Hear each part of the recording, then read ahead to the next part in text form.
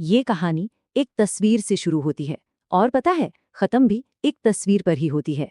सोचिए, एक ऐसा घर जिसकी एक मंजिल है ही नहीं, गायब है, लेकिन उसी गायब मंजिल की खिड़की से हर रात एक रोशनी दिखाई देती है।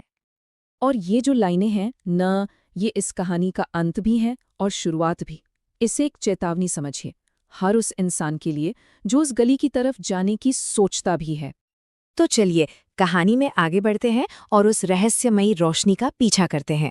एक ऐसी रोशनी जो एक ऐसे घर से आती है जहां कोई रहता ही नहीं है। जरा सोचिए, शहर का एक ऐसा गुमनाम सा कोना, एक इतनी तंग गली कि लगता है मानो वक्त भी यहां आकर रुक गया हो। लोग कहते हैं कि इस गली में आते आते मोबाइल के सिग्नल भी गायब हो जाते हैं। और बस इसी गली के आखिर में खड़ा है वो 2 मंजिला मकान, बिल्कुल अकेला, बिल्कुल वीरान। इस मकान के बारे में ना अजीब अजीब बातें हैं। पहली तो यह कि पास जाते ही फोन डेड हो जाता है, नेटवर्क चला जाता है। खिड़कियां हमेशा बंद, ऐसे जैसे कोई अंदर के किसी राज को बाहर नहीं आने देना चाहता। और कहते तो यही है कि इसमें कोई रहता नहीं, फिर भी हर रात एक लाइट जलती है। और सबसे अजीब बात क्या पता है, वो रोशनी तीसरी मंजिल से आती है, एक ऐसी मंजिल जो है ही नहीं। और ऐसी ही पहेलियां थीं जो आदित्य को अपनी तरफ खींचती थीं। आदित्य जो एक फ्रीलांस फोटोग्राफर था, उसे जुनून था ऐसी ही भूली बिसरी रहस्यमयी जगहों को अपनी कैमरे में कैद करने का। तो जाहिर है ये मकान उसके लिए एक परफेक्ट सब्जेक्ट था। आदित्य अपने जुनून में उस घर तक पहुंच तो गया, लेकिन उसे जरा भी अंदाजा नहीं था कि उसका कैमरा आज कुछ ऐसा देखने वाला है जो शायद इंसानी आंखों को कभी नहीं देखना चाहिए। जैसे ही आदित्य ने कैमरा उठाया, अपनी आंख पर लगाया, अचानक हवा ठंडी हो गई। एक अजीब सी चुभने वाली ठंडक, और साथ ही एक एहसास कि कोई उसे देख रहा है। हाँ, बंद खिड़कियों के पीछे से कोई है जो उसे घूर रहा है। कैमरे के लेंस के जरिए बस 1 सेकंड के लिए उसे लगा कि खिड़की पर कोई है, एक साया, कोई खड़ा है वहां। या फिर ये बस उसकी आंखों का धोखा था। इससे पहले कि वो कुछ समझ पाता, उसने क्लिक कर दिया और वो साया गायब। लेकिन एक सवाल उसके दिमाग में अटक कर रह गया। उस रात अपने घर में आदित्य को लगा, चलो वो उस अजीब मकान को पीछे छोड़ आया है। लेकिन वो कितना गलत था, क्योंकि वो रहस्य अब उस घर के दीवारों में नहीं, बल्कि उसके फोन में कैद हो चुका था। घड़ी में वक्त हो रहा था रात के 1:36। ठीक यही वो पल था जब सब कुछ बदलने वाला था। अचानक फोन की स्क्रीन पर लाइट जली। एक नोटिफिकेशन कैमरा ऐप से, लिखा था एक नई तस्वीर सेव हुई है। लेकिन उसने तो कैमरा छुआ तक नहीं था। उसका दिल जोर जोर से धड़कने लगा। कांपते हाथों से उसने गैलरी खोली। सामने उसी मकान की तस्वीर थी। पर 1 मिनट, ये तस्वीर बाहर से नहीं ली गई थी। नहीं, ये तस्वीर मकान के अंदर से खींची गई थी। तस्वीर में एक कमरा दिख रहा था। कमरे के बीचों बीच एक कुर्सी रखी थी और उस कुर्सी पर आदित्य खुद बैठा था। ये कैसे हो सकता था? एक ऐसी तस्वीर जो शायद उसी वक्त खींची गई जब वो अपने घर पर था, पर तस्वीर में वो उस मकान के अंदर था। ये हो ही नहीं सकता था, ये नामुमकिन था। और इस सवाल का जवाब, इस नामुमकिन सी पहेली का जवाब सिर्फ एक ही जगह मिल सकता था। तो अगली सुबह आदित्य फिर उसी घर के दरवाजे पर था, लेकिन आज वो मकान कुछ अलग दिख रहा था, बदला बदला सा। ऐसा लग रहा था जैसे एक ही रात में मकान की उम्र दशकों बढ़ गई हो। दीवारों पर सीलन, हवा में धूल और लोहे पर लगे जंग की एक अजीब सी महक। उसने बस हल्के से दरवाजे को छुआ और वो बिना किसी आवाज के खुल गया, ठीक वैसे जैसे कोई अंदर उसका इंतजार ही कर रहा हो। वो धीरे धीरे सीढ़ियां चढ़ने लगा। तभी उसे नीचे से किसी के खांसने की हल्की सी आवाज सुनाई दी। उसने जैसे ही पलटकर नीचे देखा, उसकी तो जैसे सांस ही रुक गई। नीचे की सीढ़ियां लंबी हो गई थीं। नहीं, लंबी नहीं, वो जैसे नीचे की तरफ खिंचती जा रही थीं, जमीन में धंस रही थीं। अब वापस जाने का कोई रास्ता नहीं बचा था। आखिरकार हांफते कांपते वो उस मंजिल पर पहुंच ही गया जो कल तक थी ही नहीं, तीसरी मंजिल। और वो जानता था कि वो यहां अकेला नहीं है। सामने वही खिड़की थी जहां से रात में रोशनी आ रही थी। आदित्य ने कांच में अपना चेहरा देखने की कोशिश की, पर उसे अपना चेहरा नजर नहीं आया। कांच में कोई और था, एक ऐसा चेहरा जो बिल्कुल सपाट था, जिसकी आंखें नहीं थी। और तभी ठीक उसके पीछे से, उसके कान के बिल्कुल पास, एक ठंडी सी आवाज फुसफुसाई। अब तुम तस्वीर नहीं खींचोगे, तुम तस्वीर बनोगे। उसी पल आदित्य की समझ में सब आ गया। ये घर लोगों को मारता नहीं है, ये उन्हें कैद कर लेता है, उनकी यादों को, उनकी जिंदगी को एक तस्वीर की तरह अपने अंदर हमेशा के लिए रख लेता है। उसे महसूस हुआ कि उसके पैरों के नीचे का फर्श नरम पड़ रहा है, उसे अपनी ओर खींच रहा है, उसे निगल रहा है। तो फिर आदित्य का क्या हुआ? वो कहाँ चला गया? इन सारे सवालों का जवाब अगली सुबह मिला, एक आखिरी तस्वीर के रूप में। अगली सुबह उस गली में वैसी ही खामोशी थी। मकान का दरवाजा फिर से कसकर बंद था, मानो कल रात यहाँ कुछ हुआ ही न हो। बस एक ही चीज बदली थी, दरवाजे के बाहर धूल में आदित्य का कैमरा पड़ा हुआ था। जब कैमरा उठाया गया तो उसकी मेमोरी में सिर्फ एक नई तस्वीर मिली, एक खाली कमरा जिसके बीचों बीच रखी थी एक खाली कुर्सी, और फोटो की डिटेल्स में तारीख थी आज की, और टाइम सुबह के 1:36। ठीक वही वक्त।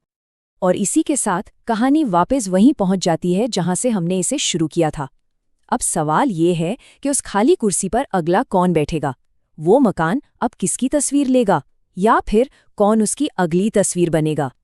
तो अगली बार जब भी किसी सुनसान गली से गुजरते हुए मोबाइल का नेटवर्क अचानक गायब हो जाए, तो एक बार आसपास जरूर देख लीजिएगा। क्या पता उस मकान की नज़र किसी और पर पड़ गई हो। देखिए, एक अच्छी डरावनी कहानी ना सिर्फ भूत प्रेत के बारे में नहीं होती, वो होती है डर को बनाने की एक कला। आज हम तीसरी मंजिल का आईना कहानी को परत दर परत खोलेंगे और समझेंगे कि आखिर ये हमारे मन में इतना गहरा डर पैदा कैसे करती है। तो चलिए शुरू करते हैं। कहानी की शुरुआत ही एक अजीब सी बेचैनी के साथ होती है। रात के ठीक 2:43। ये कोई अंदाजा नहीं है, बल्कि एक बिल्कुल सटीक समय है। और जानते हैं, यही सटीकता इसे और भी ज्यादा डरावना बनाती है, जैसे कुछ भयानक होने का वक्त पहले से ही तय हो। और फिर आती है ये रहस्यमयी चेतावनी, जिसकी कोई शक्ल नहीं है। ये कहानी की पहली पहेली है जो हमें फौरन अपने अंदर खींच लेती है। किसकी है ये आवाज? और नीचे नीचे ऐसा क्या है जिसे देखने से मना किया जा रहा है? बस यहीं से डर का बीज हमारे मन में बो दिया जाता है।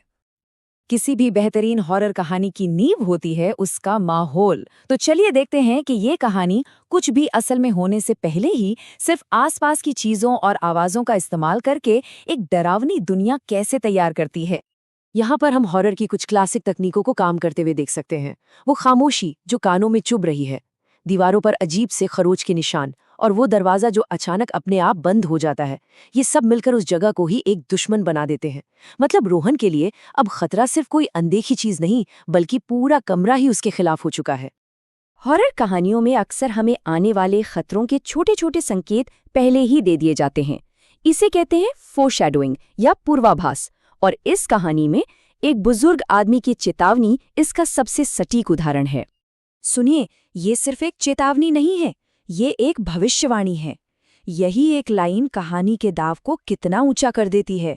अब हमें पता है कि रोहन का तीसरी मंजिल पर जाना सिर्फ छानबीन नहीं है, बल्कि एक ऐसा सफर है जहां से शायद कोई वापसी ही ना हो। और यहीं से रोहन के अंजाम को लेकर एक गहरा डर हमारे अंदर बैठ जाता है। तो अब आते हैं कहानी के उस हिस्से पर जहां माहौल का डर एक ठोस, एक भयानक शक्ल लेना शुरू करता है। कहानी का सेंटर पॉइंट, वो आईना। असली टकराव की शुरुआत यहीं से होती है। तो यहाँ एक सीधा सा सवाल उठता है जो हमें कहानी के सबसे अहम पल पर फोकस करने में मदद करता है। जब रोहन आईने में देखता है तो उसे अपनी ही परछाई में अजीब क्या लगता है, क्योंकि यही वो पल है जहां सब कुछ बदल जाता है। और ये स्लाइड उस डर को बहुत अच्छे से दिखाती है। देखिए, एक तरफ रोहन की परछाई है, जैसा दिखना चाहिए बिल्कुल वैसा ही चेहरा, लेकिन दूसरी तरफ है आईने के अंदर की वो चीज। चेहरा वही है, पर आंखें पूरी तरह काली और खाली हैं। और फिर वो परछाई अपने आप हिलने लगती है। किसी जानी पहचानी चीज का इस तरह भयानक बन जाना ही डर को कई गुना बढ़ा देता है। और फिर आता है कहानी का सबसे खौफनाक पल, ये डायलॉग, जहां खतरा अब सिर्फ महसूस नहीं हो रहा, बल्कि वो सीधे सीधे रोहन से बात कर रहा है। ये धमकी बिल्कुल पर्सनल है और एक बहुत ही भयानक भविष्य का वादा कर रही है। इसके ठीक बाद अलौकिक हमला और तेज हो जाता है।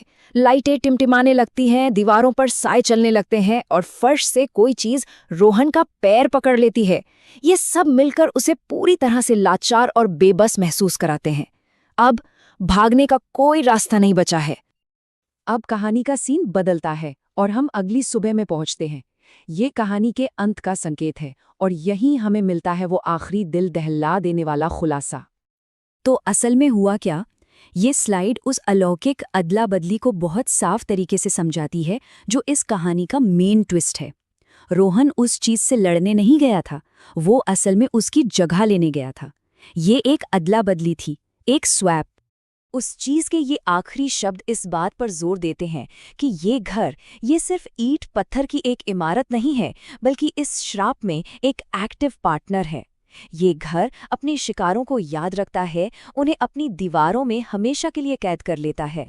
और ये है कहानी का अंतिम सबसे डरावना विजुअल। आईने के अंदर कैद रोहन, जो अब खुद उस श्राप का एक हिस्सा बन चुका है।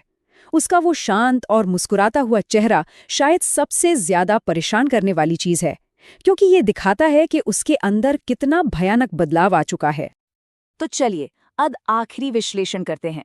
इस कहानी का असली डर क्या है? क्या वो आईने वाली चीज है या कुछ और? असल डर है इस श्राप का कभी न खत्म होने वाला चक्र। ये टाइमलाइन उस अंतहीन चक्र को दिखाती है। रोहन की कहानी खत्म नहीं हुई, ये तो बस इस पहिए का एक और घुमाव था। जो कल तक शिकार था, आज वो खुद एक शिकारी बन गया है, जो हर रात ठीक 2:43 पर किसी और को अपनी तरफ बुलाता है। और हम इस कहानी के विश्लेषण को एक बहुत ही परेशान करने वाले सवाल के साथ खत्म करते हैं। कहानी हमें बताती है कि रोहन अब आईने में है, पर क्या वो वहां अकेला है? अगर हर शिकार की जगह एक नई चीज बाहर आती है, तो क्या इसका मतलब ये है कि आईने के अंदर पिछले सारे शिकारों की आत्माएं कैद हैं? ये एक ऐसा सवाल है जो कहानी खत्म होने के बाद भी जहन में घूमता रहता है। आज हम एक ऐसी कहानी में उतरने वाले हैं, एक ऐसी इमारत की कहानी जो अपने बाशिंदों को, मतलब जो भी वहां रहता है, उन्हें कभी नहीं भूलती, बल्कि उन्हें हमेशा हमेशा के लिए अपनी दीवारों में कैद कर लेती है, एक याद बनाकर।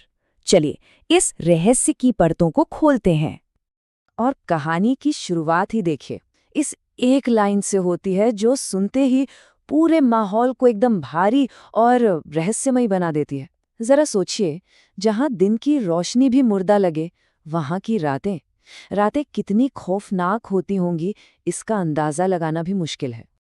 इस कहानी के सेंटर में है एक लड़का रोहन और उसका गायब हो जाना। यहीं से पूरी इन्वेस्टिगेशन शुरू होती है और हमें सीधा ले जाती है तीसरी मंजिल के उस कमरे में, जहां सब कुछ बदल गया था। अब पुलिस के लिए सबसे हैरान करने वाली बात क्या थी पता है? कि क्राइम सीन पर कुछ भी अजीब नहीं था। कमरा एकदम साफ सुथरा, ना कोई जोर जबरदस्ती के निशान, ना कोई खून का धब्बा, कुछ नहीं, कोई सुराग ही नहीं था। मतलब ऐसा लग रहा था जैसे रोहन बस हवा में ही गायब हो गया हो। और फिर सबकी नजर जाती है उस कमरे में रखी इकलौती अजीब चीज पर, दीवार के सहारे टिका हुआ एक पुराना सा आईना। बस यहीं से कहानी का असली रहस्य वो गहराना शुरू होता है, क्योंकि ये कोई मामूली आईना नहीं था। और ये पहला इशारा था कि कुछ तो बहुत गड़बड़ है। आईने की सतह वो इतनी ठंडी थी जैसे उसने रात भर किसी की सांसें पी हों। सोचिए, ये लाइन ही कितनी डरावनी है। ये उस आईने को किसी बेजान चीज की तरह नहीं, बल्कि एक जिंदा खतरनाक चीज की तरह दिखाती है, कुछ ऐसा जो सांसें पी सकता है। और ये रहस्य और भी गहरा हो गया ठीक उस पल जब पुलिस ने उस अजीब से आईने को उसकी जगह से हिलाने की कोशिश की। बस यहीं से टेंशन एकदम बढ़ जाती है। सोचिए, सिर्फ एक आईने को हिलाने की कोशिश की गई और पूरे कमरे की हवा जैसे भारी हो गई। ये एक इशारा था कि कुछ बहुत ही अननेचुरल, कुछ बहुत ही अजीब होने वाला है। और फिर जो हुआ वो एकदम चौंकाने वाला था। उस शीशे की एकदम शांत सतह पर पानी की तरह हल्की हल्की लहरें उठने लगी। ये तो फिजिक्स के सारे नियमों के खिलाफ था। वहां मौजूद हर इंसान समझ गया था कि कुछ बहुत ही गलत होने वाला है। और फिर वो पल आया जिसने सब कुछ बदल कर रख दिया।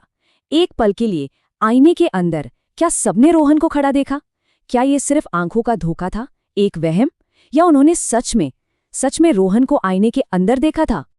और जो दिखा ना, वो और भी ज्यादा परेशान करने वाला था। आईने के अंदर जो रोहन था, उसके चेहरे पर डर नहीं था, बिल्कुल नहीं। ऐसा लग रहा था जैसे वो किसी का इंतजार कर रहा हो। इससे साफ था कि वो अब कोई विक्टिम नहीं था, वो कुछ और ही बन चुका था। और तभी आईने के अंदर से एक आवाज आती है और एक भयानक सच सामने आता है। मुझे यहां से मत निकालो, अब मैं ही दरवाजा हूं। सोचिए, रोहन अब कैदी नहीं था, वो खुद दरवाजा बन गया था। एक ऐसा दरवाजा जो शायद किसी दूसरी ही दुनिया में खुलता था।